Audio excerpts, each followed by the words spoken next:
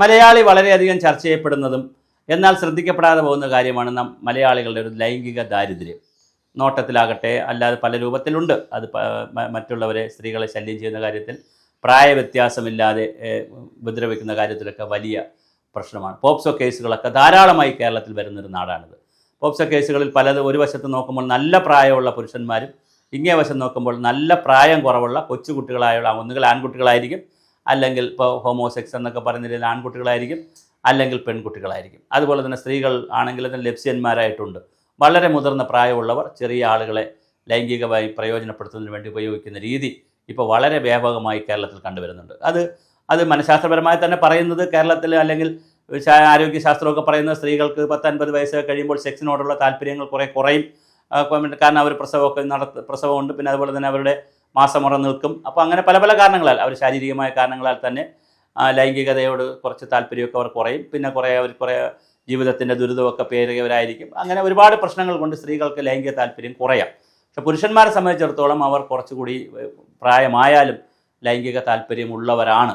അപ്പോൾ വീടുകളിൽ സ്വാഭാവികമായിട്ട് സ്ത്രീകൾക്ക് ലൈംഗിക താല്പര്യം കുറയുകയും പുരുഷന്മാർക്ക് ലൈംഗിക താല്പര്യം നിലനിൽക്കുകയും ചെയ്താൽ അവിടെ വീട്ടിൽ കാര്യങ്ങൾക്ക് ഒരു സാധ്യത കുറയുമ്പോൾ, അതിന് ലൈംഗിക താല്പര്യം പ്രകടിപ്പിക്കാൻ കാര്യങ്ങൾ കുറയുമ്പോൾ ഇത് ഞാൻ പറയുന്നതല്ല, മനഃശാസ്ത്രജ്ഞന്മാരും ഈ സെക്ഷുവൽ എഡ്യൂക്കേഷൻ നടത്തുന്നവരൊക്കെ പറയുന്നതാണ്. ഞാൻ കടമെടുത്ത് പറയുന്നേ ഉള്ളൂ.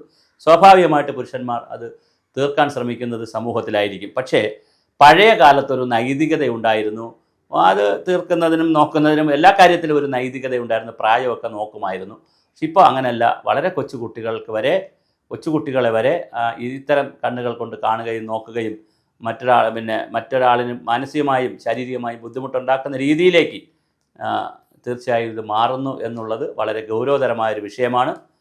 വലിയ ലൈംഗിക ദാരിദ്ര്യം ഉണ്ടോ എന്ന് നമുക്ക് തോന്നിപ്പോകും.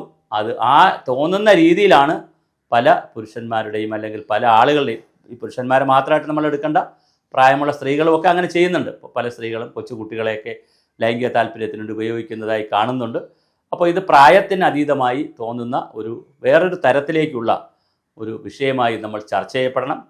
ഞാൻ സൂചിപ്പിച്ചതുപോലെ, പലപ്പോഴും സൂചിപ്പിച്ചിട്ടുള്ളതുപോലെ, നമുക്ക് എങ്ങനെയാണ് ഇതൊക്കെ പരിഹരിക്കാൻ കഴിയുക? ഇത് പരിഹരിക്കപ്പെടേണ്ടതാണ്. വീട്ടിൽ പരിഹരിക്കേണ്ട കാര്യങ്ങൾ വീടുകളിൽ പരിഹരിക്കണം. വിവാഹം കഴിച്ചിട്ടില്ലാത്തവരുമുണ്ട്, ഒരുപാട് ആളുകളുണ്ട്. അപ്പോൾ അവർക്കും ലൈംഗിക താല്പര്യങ്ങൾ ഉണ്ടെങ്കിൽ അതെങ്ങനെ പരിഹരിക്കും എന്നൊക്കെ ഉള്ള ഒരുപാട് ചോദ്യങ്ങൾ നമ്മൾക്ക് ഉത്തരം കണ്ടെത്തേണ്ടതുണ്ട്. ഒറ്റമൂലി പരിഹാരം ഒന്നിനുമില്ല. പക്ഷേ നമ്മളൊരു സമൂഹം എന്നുള്ള നിലയിൽ ഇതിനെല്ലാം ഉത്തരം കണ്ടെത്തേണ്ടതുണ്ട്. കാരണം നമ്മുടെ കുട്ടികൾ വല്ലാതെ ഉപദ്രവിക്കപ്പെടുന്നുണ്ട്. അവർക്ക്, പ്രത്യേകിച്ച് പെൺകുട്ടികൾ, ഒരു പരിധിവരെ ആൺകുട്ടികളും കുറേ ഇത്തരം കാര്യങ്ങളിലൊക്കെ ട്രാപ്പ് ചെയ്യപ്പെടുന്നുണ്ട്. അവരെ മോഹിപ്പിക്കുന്നുണ്ട്. അവരെ പല രൂപത്തിൽ പണം കൊടുത്തും വല്ലാത്ത രൂപത്തിലൊക്കെ അവരെ ട്രാപ്പ് ചെയ്ത് ബുദ്ധിമുട്ടിക്കുന്ന ഒരു രീതി വന്നിട്ടുണ്ട്. ഒരു ലൈംഗിക അരാജകത്വം, അല്ലെങ്കിൽ ഒരു ലൈംഗികമായ ഒരു പക്വതയില്ലായ്മയുടെ ഒരു നാടായി കേരളം മാറുന്നുവോ? അങ്ങനെ മാറുന്നത് നല്ല ലക്ഷണമല്ല. ലൈംഗിക സ്വാതന്ത്ര്യം അനുവദിച്ചുകൊണ്ടാണോ ഇതിന് പരിഹാരമുണ്ടാക്കേണ്ടത്, അതോ ലൈംഗിക നിയന്ത്രണം കൊണ്ടാണോ പരിഹാരമുണ്ടാക്കേണ്ടതെന്നുള്ളത് വലിയ ചോദ്യമുണ്ട്. ആ ചോദ്യം നമുക്ക് ചോദിക്കുകയും ആവശ്യമായ നിഗമനങ്ങളിലും നിരീക്ഷണങ്ങളിലും നമുക്ക് തീരുമാനങ്ങളിലും എത്തിച്ചേരാം.